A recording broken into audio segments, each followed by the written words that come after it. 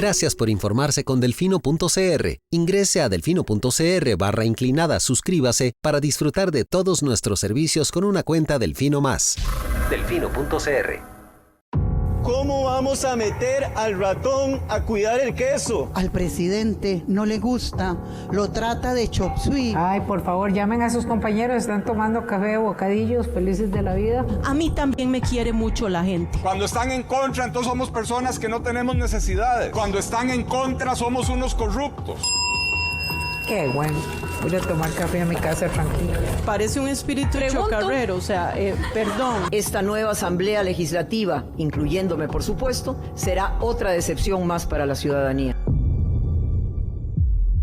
Coca-Cola sin azúcar presenta Curul en llamas, cubriendo y sufriendo la asamblea legislativa, porque alguien tiene que hacerlo. Hola queridos suscriptores de Delfino.cr, bienvenidos al episodio número 200 de Curul en Llamas, el podcast semanal donde les comentamos los temas más relevantes e irrelevantes de la Asamblea Legislativa. Les saludo a Luis Madrigal desde el 31 de agosto del 2023, como siempre en compañía de... May, espero que todas y todos estén muy bien. 200 episodios, Lucho. Nadie pensó que duraríamos tanto en esto. Correcto. Ya son más de 4 años técnicamente, porque los años legislativos son como de 49 semanas. Así es, pero hoy muchísimas gracias a todos los que nos han acompañado a lo largo de estos 200 episodios, a quienes nos escuchan por primera vez, a quienes nos escuchan esporádicamente, un saludo. Ocasionalmente suelo contestar en los streams de la Asamblea Legislativa y ya ha habido como 3 personas que me dicen que escuchan el podcast, así que saludos cordiales y muchísimas gracias. Recuerden que tenemos sección de preguntas, así que cuando tengan alguna duda legislativa pueden hacérmela llegar al correo luis@delfino.cr, pero empecemos con los temas. Tenemos un apartado de pregúntele a Lucho, pero nadie lo utiliza. Así es. Creo que es porque sos muy poco amistoso vos, Lucho. Tenés que ser más amigable con la gente cuando le respondes. Ok, sí, dejémoslo así. Empecemos los temas para esta semana. Vamos a hablar de la continuación de la polémica sobre el proyecto para reducir el marchamo. Hubo mesas de trabajo, hubo propuestas del Ejecutivo, pero en resumen seguimos en el mismo lugar. Vamos a hablar de los nuevos proyectos que se presentaron esta semana, así como de la decisión del directorio legislativo de rechazar la solicitud de la diputada Luz María Alpizar de ser la única de Progreso Social Democrático.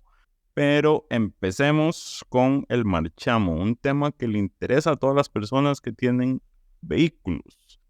Correcto. ¿Qué pasó, Lucho? ¿Qué propuso el Ejecutivo? A ver, bueno, esta semana no hubo mayor avance porque la comisión especial que estudia los proyectos de marchamo ha estado en negociaciones, digamos, con el Ministerio de Hacienda. Hacienda se había comprometido a enviarles una contrapropuesta al texto que fue dictaminado de la comisión de marchamo y que ya hemos abordado en episodios anteriores. Sin embargo, después de un par de días de analizar esa propuesta del Ejecutivo, los diputados decidieron cancelar la sesión que tenían para este martes en la noche por considerar que Hacienda había incumplido la condición que le había impuesto la mayoría de la oposición que apoya el proyecto que se dictaminó, de que las rebajas tenían que ser para todos y tenían que ser significativas. Entonces digamos que se rompió por ahí el diálogo. Sin embargo, ahorita nos devolvemos a lo que ocurrió el martes y qué fue lo que propuso el Ejecutivo. Este jueves que sesionaron en Limón, las jefaturas de fracción se volvieron a reunir con Hacienda allá en la provincia y acordaron que Hacienda va a volver a mandar una nueva propuesta con base en el texto dictaminado. Así que veremos qué es lo que proponen, porque la propuesta que había mandado Hacienda y que molestó prácticamente a la oposición se consideró inaceptable, pasaba porque Hacienda quería, porque no es algo que vaya a ocurrir, que el porcentaje más alto que hoy se cobre en las escalas del impuesto a la propiedad de los vehículos, que es el 3,5%, pase a ser ese es el techo, digamos, pase a ser el piso, correcto. Ajá. Entonces, a todos los vehículos sí empezarían a pagar una tasa del 3,5%, esa sería la segunda escala. Y así, y lo llevaba, digamos, lo subía escalonadamente, según las franjas que ellos proponían, hasta el 6,50%. O sea, prácticamente duplicaban los porcentajes que por hoy se cobran en el marchamo. Entonces la oposición consideró esa propuesta inaceptable. Y sí, se rompió el diálogo. Luego tuvimos un incidente el miércoles por la mañana respecto a este tema porque el diputado oficialista, ahora le dicen los diputados de la fracción X. El diputado Partido Progreso Social Democrático. Sí, don Daniel Vargas Quiroz usó el espacio de control político para criticar la propuesta de la oposición sobre marchamo y defenderla del Ejecutivo. Pues señala, digamos, dando ahí algunas cifras fiscales. Por ejemplo, señalaba él que con la propuesta del gobierno, el 98% del parque vehicular del país tendría una rebaja y que solo un 2%, que son los vehículos más caros, iban a tener un aumento. Y en cambio, con el de la oposición, pues el 100% de los vehículos va a tener rebajas. También decía que con el Ejecutivo, la propuesta del Ejecutivo, la recaudación tributaria caería en 38.000 millones de colones y que con la de la oposición caería en 108.000, lo que según ellos afecta el superávit primario del gobierno y la meta sobre ese indicador que se había pactado con el Fondo Monetario Internacional. También dijo que el CONAVI iba a recibir 19.000 millones de colones menos de presupuesto con la propuesta del gobierno, pero que con la de la oposición serían 59.000 millones de colones menos. Eso molestó a varios diputados, empezando por don Eliezer Feinza, que es el líder de la bancada liberal progresista, quien, palabras más, palabras menos, les dijo que no fuera carebarro, que no fuera mentiroso, y le dijo que si el CONAVI no tenía recursos para mantenimiento vial, y era porque este gobierno había decidido darle menos de una tercera parte de lo que le correspondía por el impuesto a la propiedad de los vehículos, y porque también decidió darle menos de lo que le correspondía a CONAVI por lo que se recauda por el impuesto a los combustibles, que no es una cifra menor, ¿verdad? Dado los precios internacionales de los combustibles que tuvimos en el último año. Correcto. Ahora, un paréntesis. Ahí la fracción de Progreso Social Democrático debería escoger mejor a sus voceros en estos temas y poner por lo menos a alguien que tenga una cierta noción de números en general, porque el diputado Vargas lo que hizo fue repetir lo que le dijeron sin tener mayor entendimiento de lo que estaba diciendo realmente. Yo creo que eso fue lo que más molestó a la oposición, porque es como, pues usted está aquí, viene a inventar cifras. Correcto. Y es cierto, este gobierno, y esto es también por regla fiscal, ha transferido menos plata al CONAVI y digamos que aún con la rebaja que se propone, y se van engloriado de eso, además. Correcto, pero aún con la rebaja que se propone, me parece que terminaría, si traslada todo lo que tiene que trasladar, estaría parecido a como está ahorita. Digamos, la diferencia no sería mayor cosa en términos del CONAVI específicamente. Correcto. Señalaba un Francisco Nicolás de Liberación ese mismo día que Hacienda tiene ahí una buchaca de plata sin ejecutar, casi son 850.000 millones de colones. Hacienda lo justifica en que los tiene guardados porque tiene que afrontar eventualidades como choques externos, gastos imprevistos, etcétera, etcétera. Y sí, claro, eso pasa, pero es un monto sustancial, ¿verdad? Ya va por los 850.000 millones de colones. No, además, eso sí es un detalle importante recordar que la recaudación de Hacienda se corrió por el tema de cuando cambiamos el calendario fiscal, que ya no entran en diciembre los recursos del impuesto a la renta, sino que entran en marzo. Entonces, digamos que en este momento tenga una huaca, digamos, una reserva más alta de lo que tenía en el pasado, tiene sentido porque no le va a entrar un montón de recursos que antes recibían en diciembre. Antes estamos hablando ya 2010, 2019, 2020, hace varios años. En paralelo, justamente este jueves, Hacienda publicó las cifras fiscales de julio. De julio, sí, correcto, de julio. Ya se van poniendo al día, por dicha. Entonces dan como 4 meses atrasados. Van 2 meses atrás, ¿no? Sí. Desde el hackeo, van 2 meses atrás siempre. Les toma 2 meses tener las cifras al día. Sí, pero ya no, ya está julio. Estamos hablando de agosto. Ah, ok. Ya estamos atrás. Claro. Porque técnicamente hasta en septiembre habrían revelado las cifras de julio. Ya, comprendo. En septiembre es mañana, pero todo bien, Lucho. Correcto, sí, correcto. Pero a ver, justamente hoy Hacienda en su informe de cifras fiscales señala de que ha tenido una caída considerable en la tasa de crecimiento de los ingresos. Pues pasó de una tasa de crecimiento del doble dígito a como un 2%. Sin embargo, atinadamente varios economistas señalaron en el seminario de universidad que Hacienda pues no estaba tomando en cuenta el factor inflación al hacer esa afirmación, ¿verdad? Yo creo que no es que no lo está tomando en cuenta, es que no le sirve tomarlo en cuenta, entonces lo omite. Correcto. ¿Y por qué la inflación afecta? Porque las cosas valen más, entonces se paga más impuesto por cada cosa, servicio o bien que se consuma. Igual el precio de los combustibles. Entre más caro es el combustible, más alto es el precio del impuesto, ¿no? Sí, el impuesto se afecta. Entre más alta la inflación, más sube el impuesto, porque el impuesto de la gasolina se actualiza conforme la inflación. Correcto, entonces más bien ya empezó a bajar, que entonces también va a caer la recaudación. En fin. Pero bueno, vamos a ver qué propuesta formula Hacienda para que se conozca la próxima semana. Yo de la Asamblea Legislativa, yo de la oposición dejaría, digamos, seguir intentando apelar a buenas intenciones de Hacienda que no existen. Correcto. Ahora, simplemente seguiría adelante con el proyecto que ya tienen dictaminado. En Limón dijo el presidente que si conseguían los 38 votos, o sea, que básicamente les dijo que consiguieran los 38 votos para vetar para resellarlo. Para resellar el veto que él va a dar cuando pase ese proyecto. Entonces yo no creo que haya mayores márgenes. El ministro de Hacienda tampoco se ha mostrado para nada abierto a cambiar su posición de que este impuesto no debe dejar de recaudar lo que recauda, que es la principal posición de la oposición, digamos, más, o sea, el tema medular es, ok, ¿le vamos a rebajar a todos o vamos a rebajarle a algunos y cobrarle más a otros? Esa es la posición del gobierno, digamos, que el cambio sea, la diferencia en el neto sea mínimo para el Ejecutivo. Mientras que la oposición está buscando un ahorro para todas las personas. Y ahora, aquí hay dos factores claves a tomar en cuenta en cualquiera de las propuestas. No solo es la escala, digamos, las tasas que se cobran por el valor, sino también un tema clave es la depreciación. Correcto. Un carro de 10 millones, me parece que con la tabla que tenía el proyecto de la oposición, a los 5 años ya estaba a la mitad de su valor fiscal, entonces ya pagaría mucho menos, digamos, que yo creo que esa es una parte que la gente no ha asimilado todavía, que con cualquiera de las propuestas el precio del valor va a dejar de ser el precio de mercado, sino que se va a empezar a depreciar realmente. Correcto. Y eso ya para cualquier carro que no sea un carro nuevo debe representar una rebaja significativa en los precios.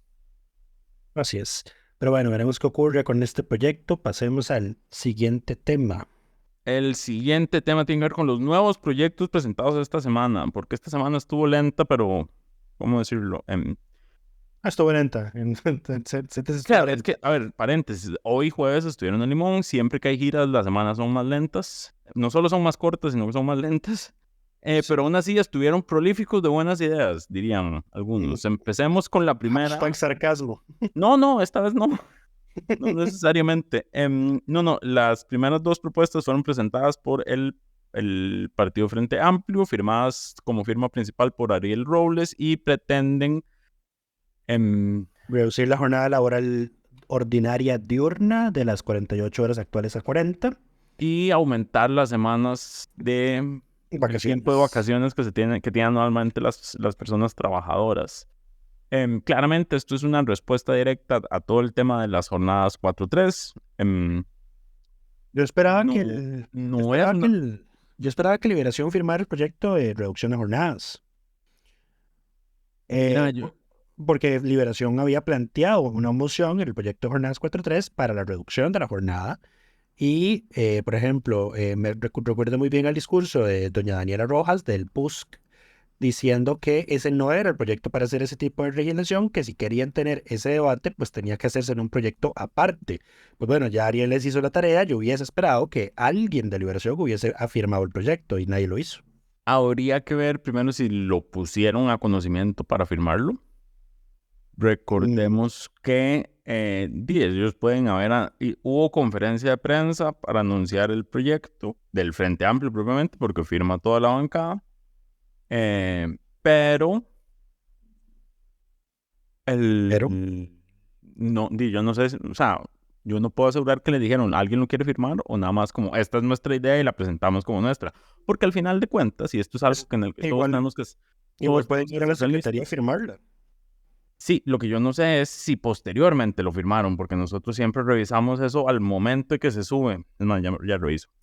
Pero a lo que iba es... No, sigue hay que- teniendo las mismas 6 firmas de antes. Ok, hay que ser honestos con esto, y este no es un proyecto que se presenta para ser aprobado realmente, es como para iniciar una discusión que tenemos atrasada en este país. Yo mencionaba que en los países desarrollados y avanzados en estos temas, una jornada de 40 horas ya es una jornada larga, digamos. De hecho, ha salido mucha gente que trabaja en transnacionales a decir, mi jornada es de 40 horas aquí en Costa Rica. Correcto. Ahora, porque recordemos esto, la ley no es necesaria para que un patrono implemente jornadas de 40 horas, es para obligar a que nadie implemente jornadas más largas. El proyecto también reducía la jornada nocturna, que me parece que quedaba... No, 36. No, 36 hoy. ¿Eso está actualmente? ¿Seguro? 32. No, a 36. ¿Estamos seguros? Sí, señor. ¿Cuánto es ¿cuánto es la nocturna ahorita? 40. A más, 38. No, me imagino que por ahí debe andar. Pero bueno, el proyecto propone, porque no es que sea rechazado, pero el proyecto propone que la reducción se haga paulatinamente como se va a hacer en Chile a lo largo de 8 años. Entonces, de 48 pasaría a 45 durante los primeros 5 años de implementación de la ley. Al 6º año se reduciría en 2 horas para dejarlas en 43 horas semanales. Al 7º año quedarían 41 horas y finalmente a partir del 8º año de aprobada la ley se reduciría a 40 horas semanales. Se hacen ahí algunas, y eso es en síntesis, digamos, porque luego se hacen alguna serie de reformas a otros artículos del Código de Trabajo para mantener la uniformidad de los topes, pues. Correcto. Ahora son 5 horas diarias y 30 semanales la jornada nocturna. La que queda en 36 es la de menores de edad, de 15 a 18. Ah, ok. En la propuesta. Estoy aquí leyendo tu crónica, Lucho. Sí, cierto.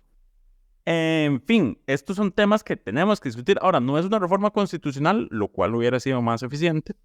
Bueno, no, mentira. Hubiera sido mucho más complicado de pasar, pero zanja el tema, por lo menos. Porque aquí no hay quien diga que el proyecto es inconstitucional porque la Constitución le permite más. Ahora, aquí por supuesto todo es en beneficio de quién está la Constitución, si del patrono o de los trabajadores, o a quién es el que protege este artículo realmente. Claramente el artículo que señala que la jornada es de 40, o sea, el artículo de la Constitución que define las jornadas laborales. Ahora, el tema es que los máximos, no, digamos, la Constitución dice no puede ser más de, una ley puede reducir ese monto significativamente si quisiera. El tema es que, como en todo en este país, estamos más preocupados por los empresarios que por los derechos laborales y por tener un balance productividad-vida personal, digamos, ¿cómo es que se llama eso? Tiene un nombre. Conciliación familiar. Eso. Que la Asamblea Legislativa anterior había aprobado una ley que creo que la había impulsado la diputada Ivonne Acuña, me parece, precisamente para que el Estado impulsara eso como una política pública. La conciliación familiar, el balance... Balance entre el trabajo y la vida personal, sí. Correcto. Y lo otro que la gente no dimensiona es que en la mayoría de los casos la gente puede ser incluso más productiva trabajando menos horas. Sí, eso es algo que en esta discusión yo veo que mucha gente, principalmente derecha, como que le explota la jupa. Y es como, vean los países más desarrollados. O sea, son mucho más eficientes trabajando menos horas porque la gente contenta trabaja más. Y la gente saludable trabaja más y es capaz de hacer más en menos tiempo. ¿Qué necesitaríamos aquí, para hacer un convencimiento? Porque, digamos, el teletrabajo, lo que nos hizo convencer en general, porque obviamente hay empresas y personas reticentes al teletrabajo, pero lo que le dio el impulso al teletrabajo, digamos, ya como una nueva normalidad, fue la pandemia. Correcto. Necesitaríamos tal vez aquí un programa piloto como el que se ha hecho en otros países. En otros países lo que se ha implementado es lo que se llama el sistema 100-80-100. Es el 100% de la remuneración, el 80% del tiempo y el 100% de la productividad. O sea, usted recibe el mismo salario, trabaja una quinta parte menos, un día básicamente, y una verdadera jornada 4-3. Correcto. Y además tiene que cumplir con el 100% de lo que cumplía antes del cambio. Eso en muchos países desarrollados se ha puesto en prueba por distintas compañías y lo han implementado. Que es un problema porque, por ejemplo, aquí los defensores del proyecto de Jornadas 4.3 han usado los estudios de las Jornadas 4.3 para defenderlo aquí, cuando son estudios que se hicieron bajo ese modelo 100-80-100. Correcto. No toman en cuenta que el plan piloto lo que había hecho era una reducción de la jornada diaria, no aquí aumentarlo a 12 horas diarias como se pretende con el proyecto de ese proyecto. Claro, de ley. en este país estamos tan atrasados que pues, si por ejemplo lo implementáramos el 100-80-100 actualmente con la jornada máxima ahora, tendríamos jornadas de 39 horas, o sea, casi 40 todavía, que siguen siendo jornadas altas, digamos. En los países donde se está implementando, la gente está pasando de trabajar 40 horas a trabajar 32. Imagínate. Porque le quitan 8 horas, le quitan un día de trabajo, básicamente. En fin, pero bueno. El otro proyecto es también similar, bueno, no es similar, va en la misma línea, pero lo que hace es que le mete una semana efectiva más de vacaciones. Una semana más. Una semana más efectiva. Bueno, 7 días más me parece que son, porque dice que son 22 por año. Claro. Y bueno, ambos proyectos tienen que ser asignados a comisión para que pasen a ser estudiados por el fondo. Veremos a qué comisión serán asignados. Veremos los estudios. Obviamente estoy seguro que las cámaras empresariales van a oponerse. De fijo.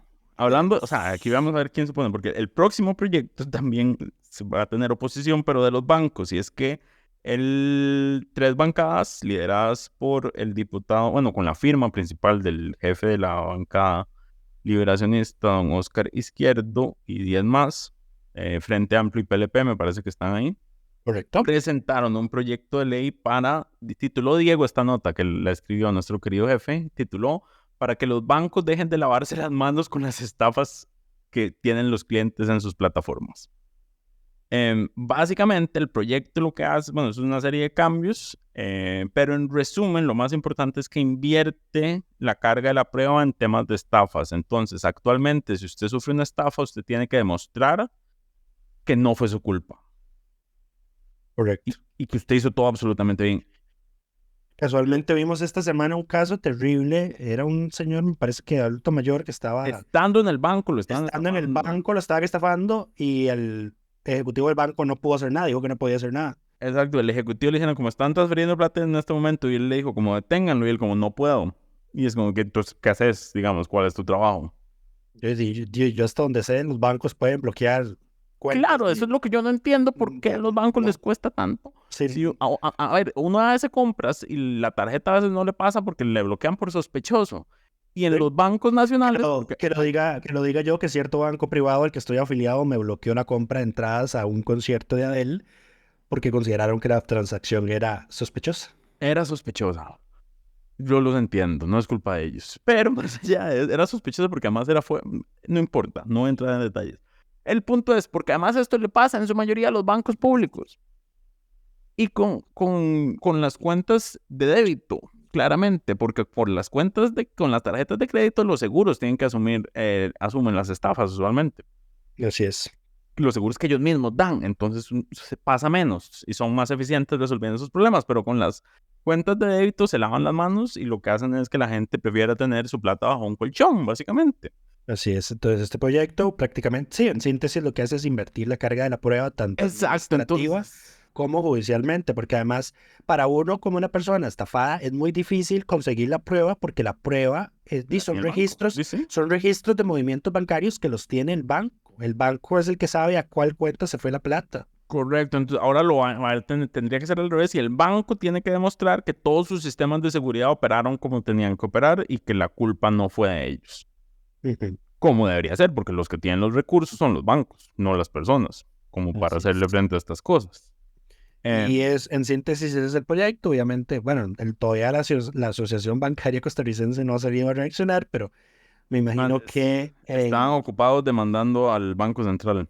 Sí, me imagino que va a ser un pleito que se van a echar posteriormente, pero ahí veremos qué ocurre. Es un proyecto altamente popular, así que yo creo que la Asamblea Legislativa sí puede ser que sí se mueva para... Claro, ahora aquí yo quiero señalar señalar una cosa. A ver, este proyecto también es impulsado por... hay una asociación de gente estafada, cuyo nombre... Movimiento, gente estafada en los bancos de Costa Rica. Gente estafada en los bancos de Costa Rica, exacto, que es un movimiento liderado por una de sus figuras referentes, es María del Carmen Rojas Guzmán, de quien Diego escribió en un reporte un día de estos, y quien estuvo presente en la presentación del proyecto y quien fue una de las que ayudó a redactar el texto. O sea, el proyecto de ley surge de ahí y los diputados, bueno, Izquierdo y los demás que firman lo adoptan.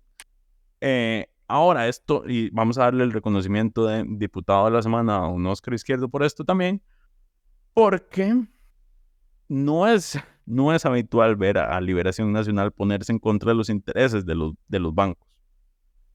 Seamos completamente sinceros. De hecho, la fracción defensora en los bancos ahora es el PUSC, ¿verdad? Siempre, bueno. Que eso creo que eso no lo metimos en la lista de temas, pero ya habiéndole dado el título de diputado de la semana a don Óscar, podemos mencionarlo muy rápidamente, y eso es el proyecto de la lista para salir de la lista de paraísos fiscales de la Unión Europea, que ya se le venció, ya pasó la etapa de mociones de fondo en comisión.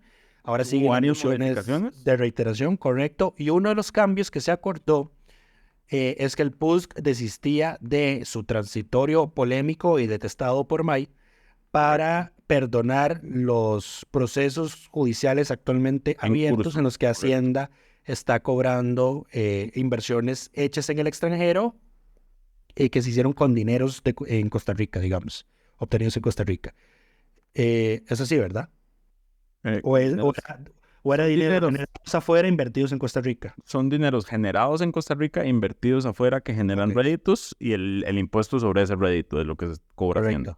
De hecho, May había mandado a pedirle al Ministerio de Hacienda un detalle de cuál iba a ser, digamos... ¿Cuántos procesos son y cuál es el monto? Y Hacienda dijo que necesitaba tiempo, ¿verdad? De nuevo, Hacienda asustando con la chaqueta del muerto, como decía don Eliezer Feinsack ahora, solo que en este caso, digamos, sí es cuestionable lo que querían intentar hacer, pero bueno, el PUSC desistió en aras de llegar a un acuerdo, que el acuerdo era de que no se iba a reiterar mociones, y aún así Jonathan Acuña del Frente Amplio dijo que iba a presentar reiteraciones. Él reiteró, me parece que tuvo que reiterar, porque eso se iba a conocer el miércoles, y él tenía el miércoles para presentar las mociones, ¿no? No, se reiteraron... se reiteraron el miércoles, correcto. Tenía viernes, tiene este viernes para reiterar, porque para este jueves habían suspendido los plazos legales. Ah, ok. Si no mal recuerdo. No, ok, está bien. No tenía técnicamente hasta las 6 del miércoles. Así. En realidad, bueno, es que sí, puede ser que sí. Es que no recuerdo si es el mismo día o hasta, ¿cómo se llama esto? Hasta el día hábil siguiente. Sí, es hasta el día de hábil siguiente. De hecho, la coletilla es, las mociones de reiteración podrán presentarse a la Secretaría del Directorio en el horario habitual, a saber, de tal hora a tal hora, del día tal, por ser el siguiente día hábil. Este jueves no es día hábil porque habían suspendido los plazos legales, entonces tiene hasta el viernes. Y tendría hasta mañana, o sea, hasta este viernes a las 12 de mediodía que cierra la oficina en la Asamblea. Correcto. Ahora las mociones pasarían a verse el lunes. Claro, tienen que correr con ese tema porque ya estamos al borde. Es más, yo creo que ya no les dio chance. Esto tenía que aprobarse en agosto para que estuviera a tiempo. Bueno, él dijo en prensa, o sea, lo dice en serio hoy, de que no iba a afectar el plazo, de que sí iba a salir a tiempo. Esa gente se está inventando plazos. O sea, me imagino. La Unión Europea dijo que para agosto o otra cosa mariposa, espérense un año más. No, debe ser alguna fecha específica de agosto, entonces seguro para esa fecha específica se va a salir. En todo caso, agosto se acaba hoy. Es que pero... Hoy es el último día de agosto. Es que a mí me parece que en la reunión de jefaturas de fracción de esta semana, doña Pilar Cisneros dijo que como que la Unión Europea les había dado medio chance. O sea, como que con... Mira, Pilar Cisneros no es la fuente más confiable que yo tengo en este momento. Pero a ver, es que en este caso es la que tiene, el gobierno es el que tiene la comunicación con la Unión Europea, no es la... Sí, el gobierno es una fuente más confiable que tengo en este momento. Supuestamente había dicho que como que con el primer debate medio bastaba, más o menos. Pero en fin, vamos a ver qué ocurre. Jonathan dijo, eso sí lo leí, Jonathan sí dijo de que no iba a afectar los plazos. Voy a revisar porque estoy seguro que en una de las tantas cartas que tenemos dijeron que tenía que estar aprobado para tal fecha. No era agosto. ¿Cómo es? En agosto. Octubre. No era octubre. En octubre en la reunión, pero para que ellos tengan tiempo de revisarlo, tenían que tener la ley aprobada en agosto. No, entonces si en octubre en la reunión, tienen tiempo hasta septiembre. Estoy casi seguro que no, pero todo bien. Digo, Porque es que en todo caso ellos, la comisión de la lista le ha estado mandando el texto conforme se va actualizando a Hacienda para que se lo mande a la Unión Europea. Correcto. Y ahí es donde han recibido el feedback. Entonces, digamos, tampoco es como que se vayan a tomar todo el tiempo, van a tomarse un mes completo para estudiar el proyecto de ley, más que están usando la base de Uruguay, me parece, ¿verdad? Uruguay tuvo que hacer una reforma más o menos en sentido similar, entonces más o menos el proyecto tiene esa misma línea. Pero en fin, eso fue lo que pasó con el proyecto de la lista de paraísos fiscales. Jonathan va a reiterar mociones y dice que no va a afectar los tiempos, ahí lo pone en tela de duda. Correcto. Ahora, el otro tema que olvidamos mencionar al principio y que tenemos que mencionar en este momento es que el lunes, de manera sorpresiva, la Asamblea se puso de acuerdo, se alinearon los astros y eligió un nuevo magistrado. De los 4 procesos que tenían pendientes, una vez notificados de la acción de inconstitucionalidad que les metimos, decidieron empezar a sacar el tema. Yo creo que se reunieron y dijeron, bueno, ¿a dónde hay consenso? ¿A dónde nos podemos poner de acuerdo? Y votemos eso primero para que antes de que la sala nos condene. Y eligieron a... En las acciones de inconstitucionalidad no hay condenas, pero sí. Lucho, es una condena moral.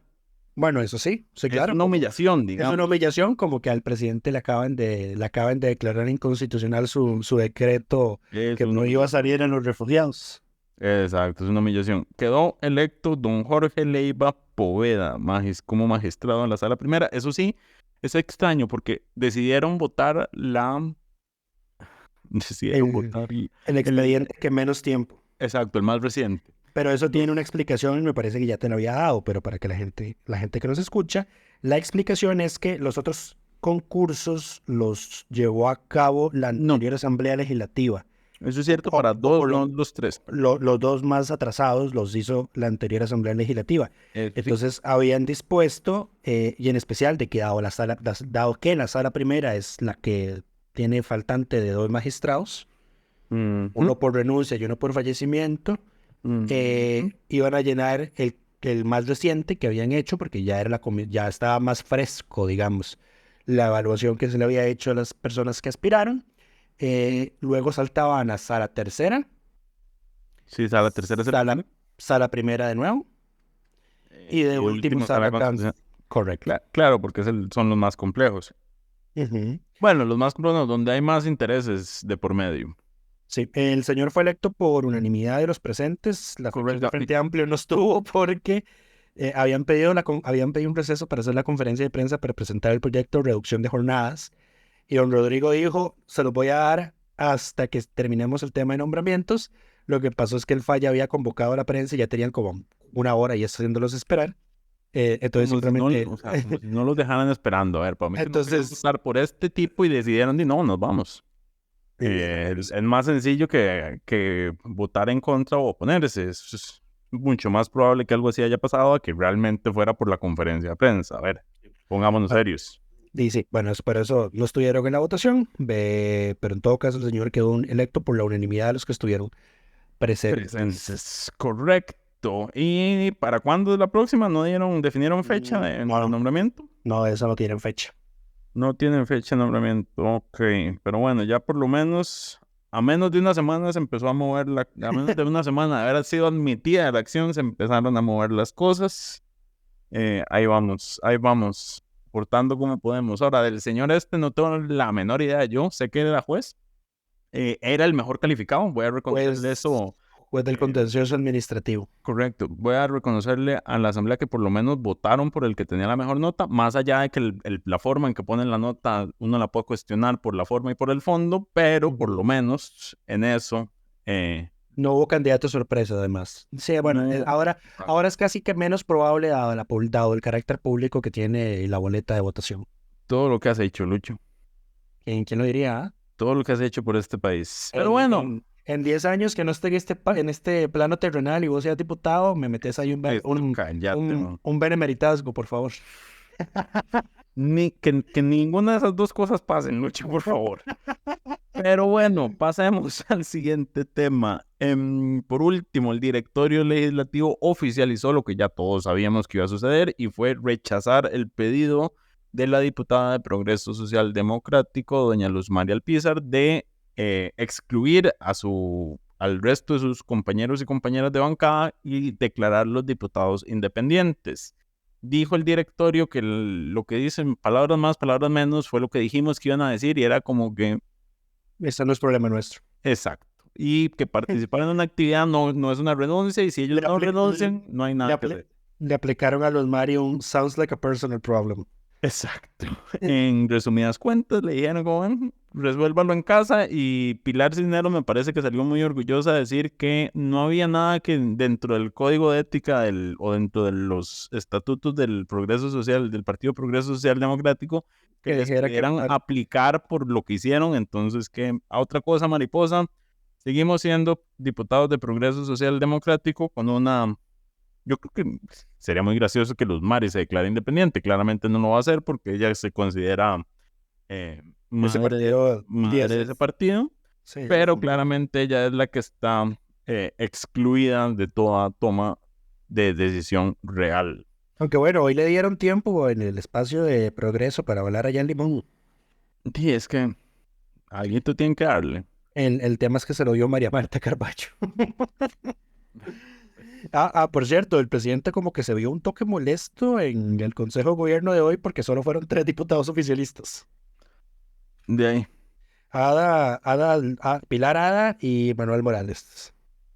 Los 3 más cercanos, los 3 diputados de Progreso Social Democrático más cercanos al Ejecutivo, probablemente. Sí. Pero en fin, yo creo que eso es todo esta semana. Doña Luz María dijo que tienen claridad, digamos, de cuál es el próximo paso. Y el próximo paso va a ser acudir al Tribunal Supremo de Elecciones, donde me imagino que le van a decir que eso tiene que resolverlo primero el Tribunal de Ética de su partido. Aunque, bueno, es que como ya la composición del tribunal medio cambió considerablemente. No cambió considerablemente, cambió una persona, Lucho. No, y 2, porque hubo un magistrado que renunció, ¿te acuerdas?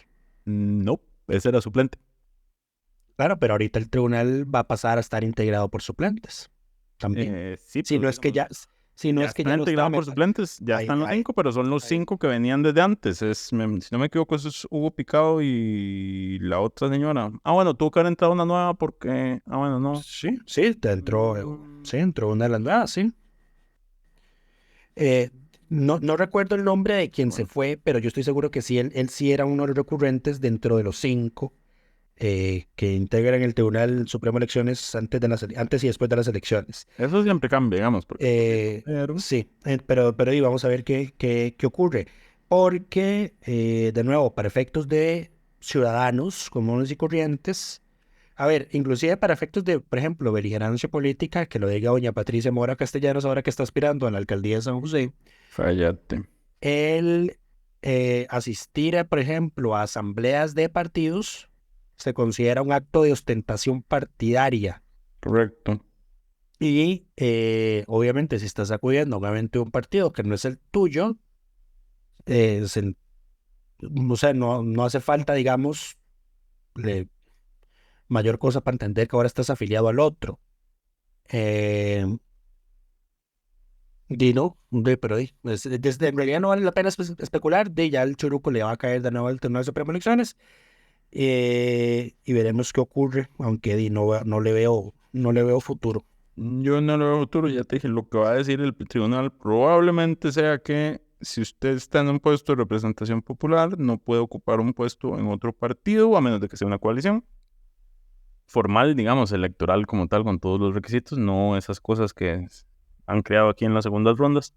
Y que lo que no puede hacer es, digamos, tener puestos formales en otros partidos y ya. Pero mientras no renuncie, sigue siendo del partido por el cual fue electo. Ahora, ¿vos leíste la transcripción de la conferencia de prensa de aquí Costa Rica Manda, la que ellos estuvieron? No, la transcripción no. ¿Por qué? Ok. Es que Luz Mari lo que dice es que en cierto momento de ciertas declaraciones se entiende que estaban haciendo una renuncia tácita verbal. Eso sería exagerar. Tomar como unas declaraciones como una renuncia. Declaraciones Pero es que ahí las están diciendo ellos, digamos. Sí, pero si no hay un papelito firmado, yo no te valido la renuncia. En fin, todo esto es súper antiético desde mi punto de vista, ¿verdad? Esto es saltarse, esto es burlarse de la regla de que nadie puede tener una doble militancia partidaria. Correcto. Se está burlando del sistema. Creo que últimamente creo que últimamente el Tribunal Supremo de Elecciones debería tomar eso en consideración a la hora de resolver. No lo pusiste por escrito, pero a ver, en la práctica, o sea, estoy de acuerdo con todo. Lo que quiero decir es que no tienen en este momento herramientas legales para hacer lo que vos querés que haga. Se llama fraude de ley eso, parece, pero bueno. Pero bueno, en fin, esperemos a que resuelva el tribunal dentro de 3 años. No. El tribunal no suele tomarse tanto en resolver ese tema de cosas, salvo que sean investigaciones por beligerancia, y no es tanto culpa de ellos, es porque pasan impugnando en la constitucionalidad de la sección especializada que analizan Eso sigue impugnado, ¿no? Los casos. La sala acaba de rechazar una acción, pero de nuevo pasan a cada vez que denuncian a alguien en la sección especializada del tribunal, meten una acción de inconstitucionalidad y se suspende el dictado de los actos finales. Entonces, ni lo sé. No, es una sección que lamentablemente no suele dar mucho material, porque su legitimidad pasa siendo cuestionada cada 2 por 3 en la sala constitucional. Sí, pero eso les pasa al tribunal por inventarse órganos. En eso tenés absoluta razón. Pues sí. Pero bueno, en lugar de pedir una reforma de ley, ellos dijeron, lo vamos a resolver nosotros mismos, y aquí estamos entrabados desde entonces. Pero bueno, en fin, yo creo que ahora sí eso es todo por esta semana, ¿o no? ¿Nos faltó algo? Sí. No, eso es todo por esta semana. Esperamos que mañana, este viernes se presenta el presupuesto nacional 2024. Así que para el momento en el que escuchen el podcast va a estar también enlazado el correo que le llega a los suscriptores de Delfino Más, una crónica especial del viernes en la que vamos a detallar, como siempre lo hacemos cada año, los pormenores del presupuesto. Y sí, eso es todo por esta semana. Esperamos que todos estén muy bien y nos escuchamos de hoy en 8. Coca-Cola sin azúcar presentó Curul en llamas, cubriendo y sufriendo la Asamblea Legislativa, porque alguien tiene que hacerlo.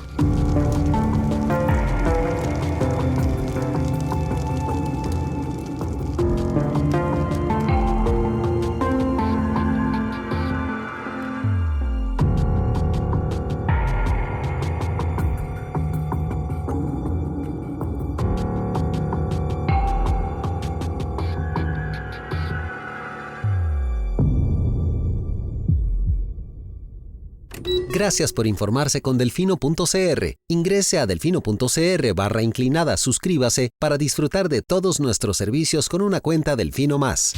Delfino.cr